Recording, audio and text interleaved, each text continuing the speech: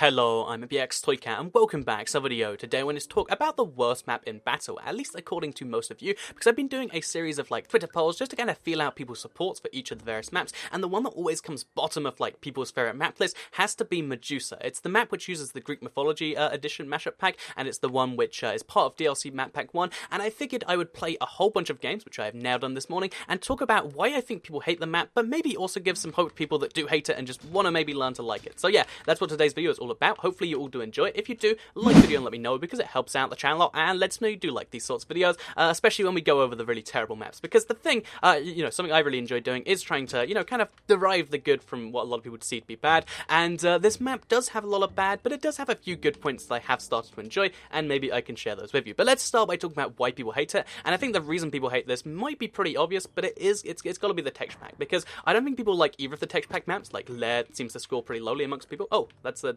sharpness shovel, but Lair seems to score pretty lowly amongst most people anyway, and that does get me at least slightly curious as to why people hate the texture pack maps. And the clear thing to me is just well, if you don't play the texture packs, which statistically most people don't, then knowing all of the stuff is going to be really confusing. And even when you do play texture pack, if you're one of those people that does do all of your survival in survival in a texture pack, then you're probably using plastic, natural, maybe pattern or fantasy. You're probably not using the Greek mythology mashup pack, and that is a really, really bad sign for people who do that's a really bad thing for people who do want to play this map, because you get onto it and a lot of stuff just doesn't make sense. Is this clear that this is a wooden hoe? I don't think it entirely is. Also, I'm really scared of it knocked from behind, so let's just take these and run.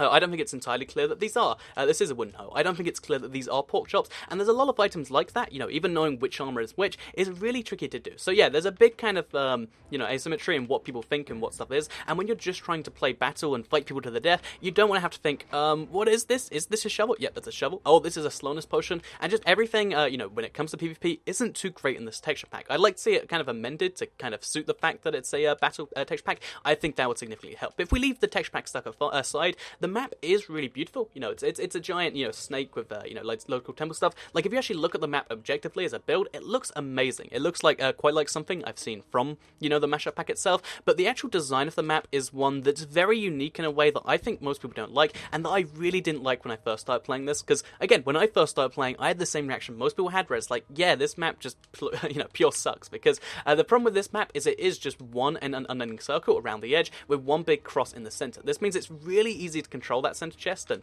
get all the good stuff you need to win, whereas actually running around and trying to get chests is really tricky, because if you do start to run around the edge, if you're just unconsciously running, which maybe you just shouldn't do, but if you do start to do that, maybe there's something in this chest, by the way, if you do start to do that, then basically, you're just going to run around one big loop around the edge, which is kind of annoying. So obviously, it's the stuff in between that I think kind of makes the map a bit more interesting. There are big pillars on both corners, and then there's also a few things you can climb up. There are other chests beyond, and that's really where the good strategy is. But if you do just think each map is an internal ring and an outside ring, this map kind of blows that theory out the water and doesn't make it so great. Anyway, by the way, if you're curious, one of the chests a lot of people miss is one up there. It requires a little bit of parkour, and it's really dangerous, but I believe it counts as a danger chest, which means you're likely to find good stuff in there. So again, pro little tip right there. Okay, it's me that did it already. Someone else might have found good stuff in there. Not for me, though. And another one just nearby is just over there, just in case you get it and you're like, well, what do I do now? Well, my answer would be, go get this chest right over here, and you can do it from midair. So let's get a homing potion and move on with my analysis of the map, because I don't think that the map is entirely awful, though. Because even though it's got a design which I think is just awful, because you just run as people, and it's what did you get from spawn? Oh, I guess you win better than me. I don't think it's, that too skill-based in a way. And also the texture pack is pretty bad, and also, the map itself isn't too interesting, but I think there is a layer of strategy on this that kind of, you can kind of discover after you learn the map, because there is a lot of slime, every map has slime blocks, but these ones work in really cool ways, which can give you a big advantage. So right now, I just used that to spook down, and I'm going to attack him before he even realizes I'm here. He might have a better weapon than me, but I still got a big sneak on him. So yeah, even though the center seems so safe, in reality, it isn't actually it isn't actually amazingly safe, and it means you can do stuff like that. I just snuck up on him and did that entire thing. I think that was pretty cool. So, yeah, the map has a lot of kind of stuff that people don't appreciate, because people do think of it as this giant snake around the edge, or this giant ring, and then the big center, and maybe a few connection points, but there's a few really interesting parts of the map which don't really fall into it. So, for instance, just over here, I believe there's a wall you can actually climb up, and it's pretty well hidden, because it's underneath there. And again, I don't know if there's an amazing situation where you can win by hiding, but if there was, you could run up here and do that.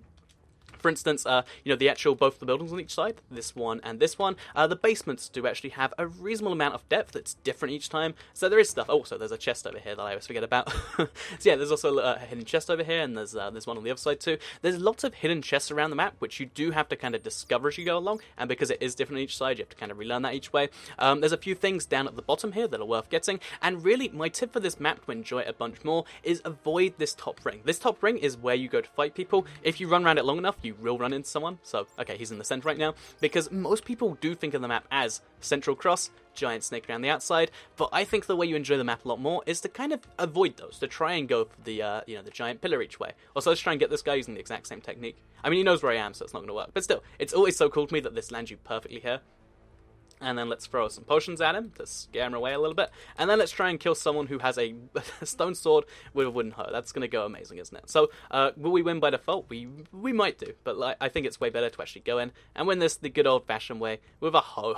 Okay, let's do this. Okay, wooden hoe versus stone sword. How's that going to go? Oh, I go behind him. No, is it too late? I don't even know what's going on. I really should have drank the fire-resistant potions. But yeah, overall opinions on Medusa. It is the worst map in my... I don't think it's the worst map, sorry, in my opinion. I think it's probably down there. I think the fact that it uses the Greek mythology mashup pack is its biggest flaw. The design of the map, I think, is designed in a way that makes it seem like it's a two-dimensional map, but there is a lot more going on there, and maybe the next time you try it, you avoid that big ring, and let me know what you think of it then. That's what I'd really like to know. But yeah, let me know what you think of Medusa in the comments down below, if you like it, dislike it, wherever you want to give it another try. I'm always curious to hear, and like the video if you did like it, share if you really liked it, and subscribe if you're new around here. I make videos like this one every single day on my channel, and if you subscribe, you'll see them daily on your homepage. Thank you all very much for watching, and goodbye.